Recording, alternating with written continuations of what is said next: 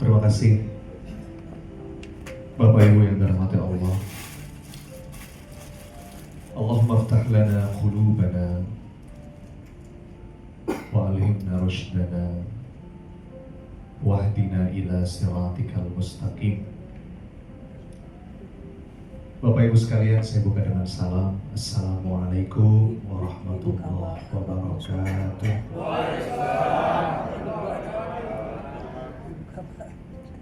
Alhamdulillah. Allahumma salli wa sallim wa barik ala Muhammad wa ala alihi wa ashabihi ajma'in. Subhanaka la ilma lana illa ma 'allamtana innaka antal alimul hakim. Sampaikan dari hati akan sampai kepada hati. Kata seorang ulama, Bapak Ibu, seandainya kita punya satu doa yang itu betul-betul mustajab, siapa yang kita doakan? Doakan para pemimpin. Mudah-mudahan ya Bapak Ibu, Indonesia ini Allah karuniakan semakin banyak pemimpin yang saleh. Karena kalau pemimpin saleh itu Bapak Ibu, itu maslahatnya luar biasa. Sebelum Pak Bupati cerita tadi, saya sudah dengar Pak, sudah dengar program-program sekilas tentang bantuan lansia, tentang sholat, ya, tepat waktu dan lain sebagainya. Merinding saya, dan mudah-mudahan sebagaimana tadi yang Pak Rektor sampaikan ya, Luwu Timur dan semua pelan-pelan daerah-daerah di Indonesia ini jadi baldatun thayyibatun wa rabbun ghafur. Amin. Terima kasih Pak, ini sebuah kehormatan buat saya diundang di kesempatan kali ini.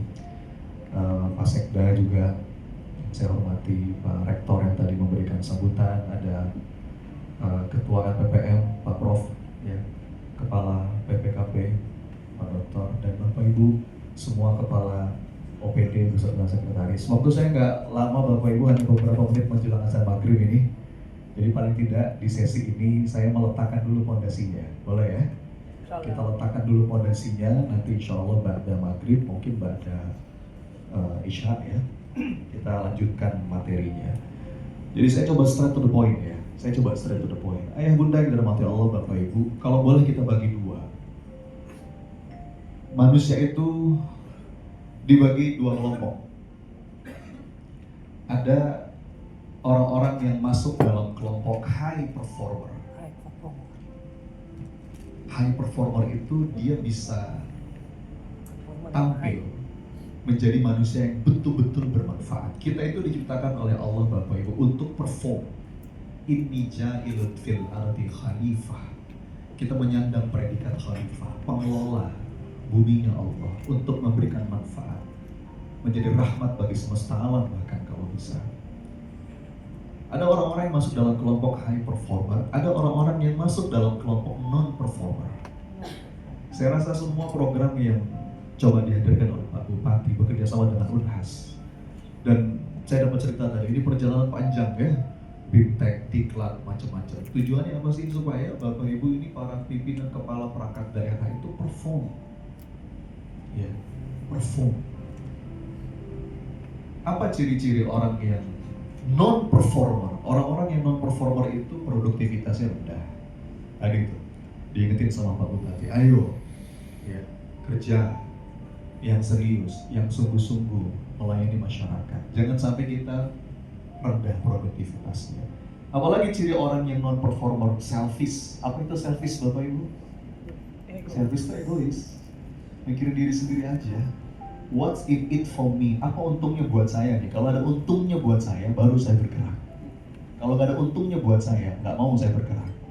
Nggak boleh mental seperti itu ada di ranah pelayan publik seperti kita ini, Bapak Ibu. Bahkan kalau perlu kita berikan, ya. Ya, saya juga dengar dari teman-teman, bahkan Pak Bupati tadi menghadiahkan umroh itu pakai kocek pribadi, Masya Allah. Ya, kita niatin bukan cuma cari sesuatu Bapak Ibu, tapi kita berikan apa yang bisa kita berikan. Bukan selfish. Ada lagi complaining. Apa itu complaining Bapak Ibu? Ngeluh terus. Ngeluh. Nah, itu ciri orang yang non performer. Jadi berikutnya eskapis. Apa itu eskapis? Lari dia, ada masalah, ada tantangan, bukan dihadapi, lari dari masalah. Cuci tangan kalau bisa. Itu eskapis, kita nggak kepengen begini Bapak. Kita kepengen jadi high performer, setuju? Dan itu harapannya, dibersamai sama Unhas, para pemateri yang luar biasa tadi. Ya, ahli di bidangnya.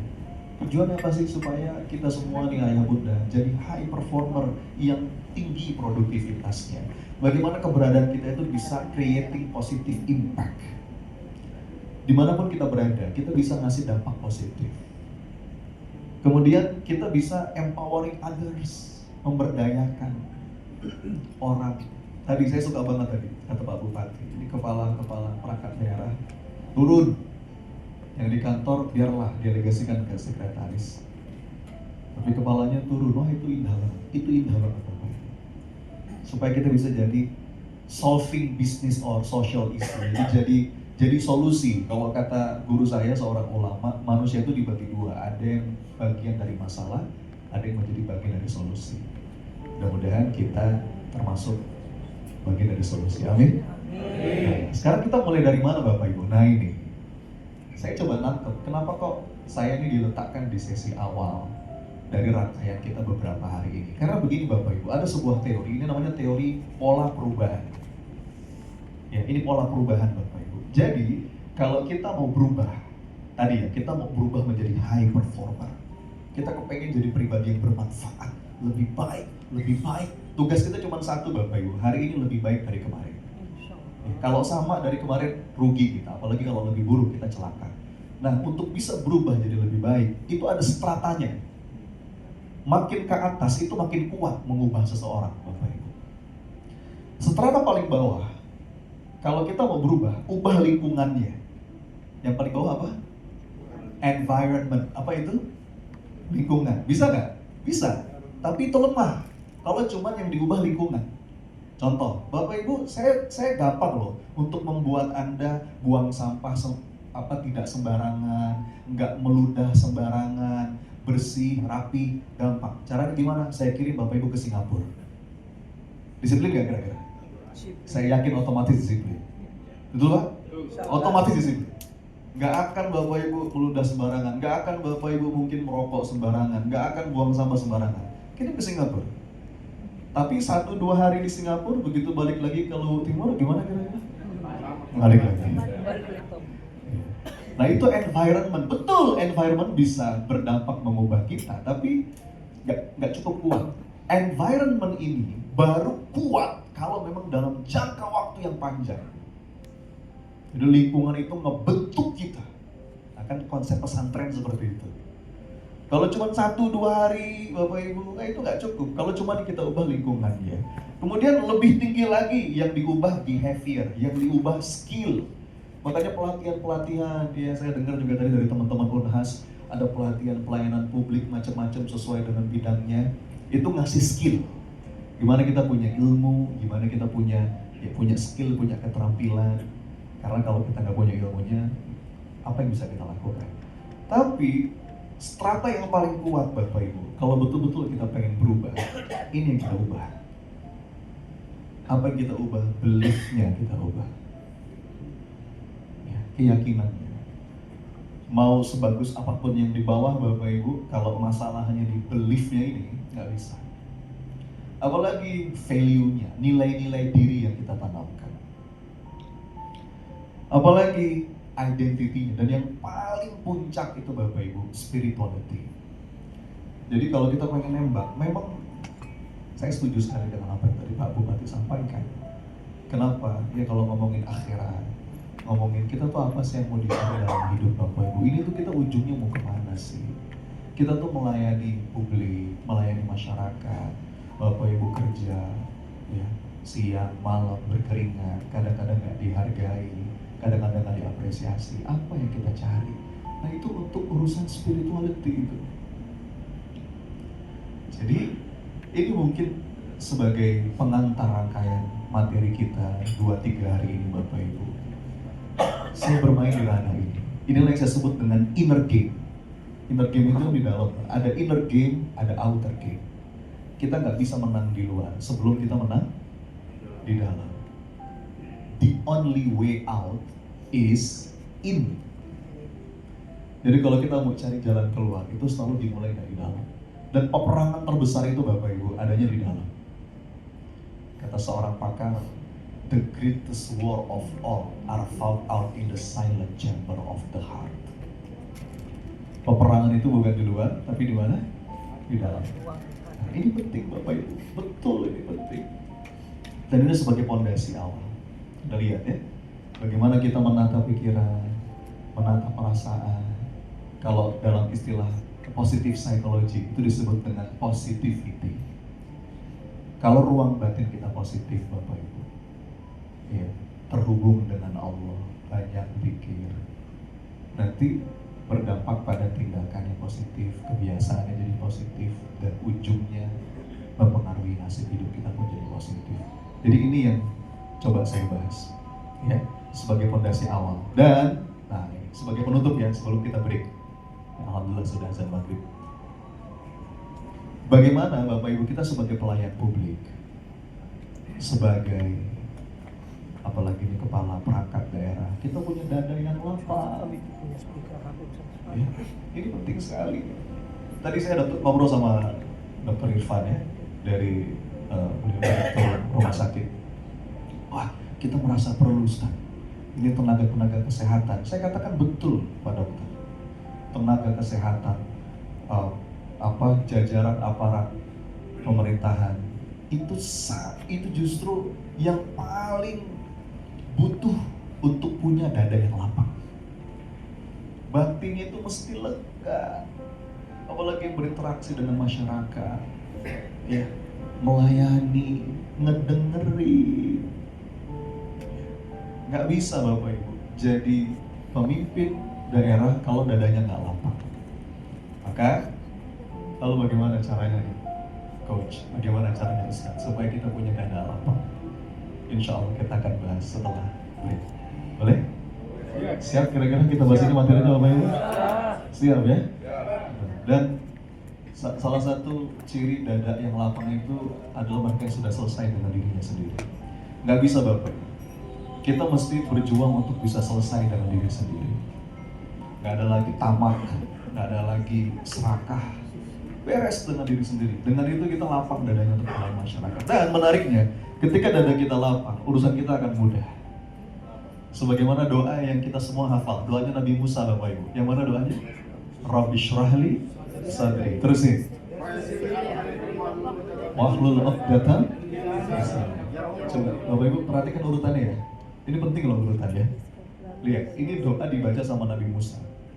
Nabi Musa itu berat loh Bapak Ibu. Bagaimana gak berat? Yang dilawan siapa? Fir'aun. Yang diurus Bani Israel. Yang dilawan Fir'aun, yang diurus Bani Israel. Fir'aun tuh dikdaya yang secara logika akal gak mungkin bisa kalah dia. Bani Israel itu kaum yang paling dablek sepanjang sejarah peradaban manusia. Makanya Quran banyak ngomongin tentang Bani Israel. Tapi lihat urutan doanya Bapak Ibu. Yang diminta pertama kali apa? Rabbi shrahli sadri. Lihat urutannya. Ya Rabbi, lapangkan dadaku. Baru setelah itu wa yassirli amri. Apa artinya? Mudahkan urusanku. Jadi mana yang duluan Bapak Ibu? Urusan mudah dulu baru dada lapang, atau lapang dada dulu baru urusan jadi mudah? Ini penting. Ini pola kehidupan. Ini pola kehidupan Bapak Ibu. Mana yang duluan? Lapang.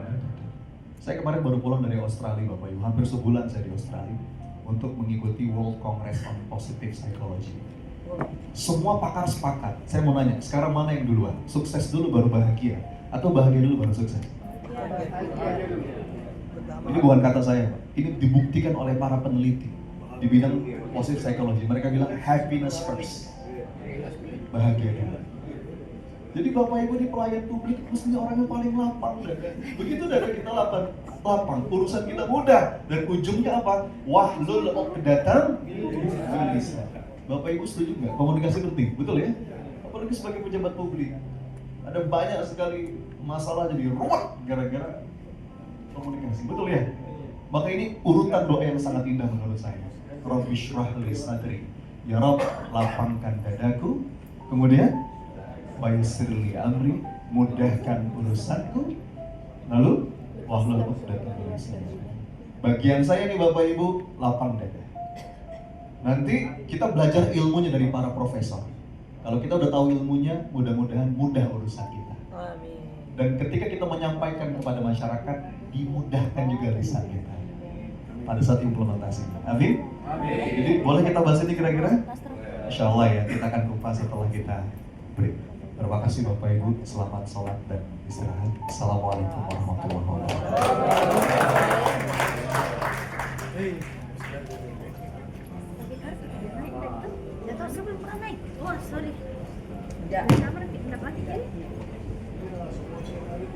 Ya, boleh kita aplaus Bapak Ibu sekali lagi untuk Ustaz Surya Ikhlim.